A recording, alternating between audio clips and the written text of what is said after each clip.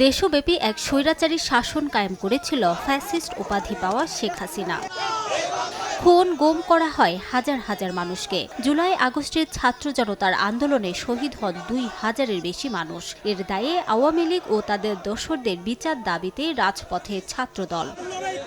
বৃহস্পতিবার দেশের বিভিন্ন জনপদে মার্চ ফর জাস্টিস কর্মসূচি পালন করে সংগঠনটি।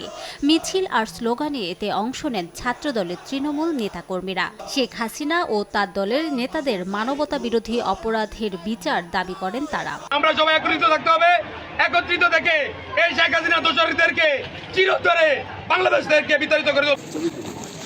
আর যাতে কেউ নতুন করে স্বৈরাচার না হতে পারে এজন্য দেশবাসীকে সবসময় ঐক্যবদ্ধ থাকার আহ্বান জানান ছাত্রদল নেতারা। বলেন, সব দল মত ধর্মের লোকদের নিয়ে আগামীর মানবিক ও বৈষম্যহীন বাংলাদেশ গড়া হবে। এই নিষিদ্ধ সংগঠন ছাত্রলীগের এমন শাস্তির আওতায় আনা হোক যেন বাংলাদেশের মাটিতে আরেকটি নিষিদ্ধ সংগঠন প্রতিষ্ঠা হওয়ার জন্য কোনোদিন চিন্তা না করে।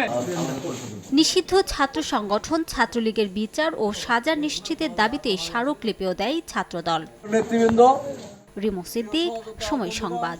আপনারা জানেন যে বিগত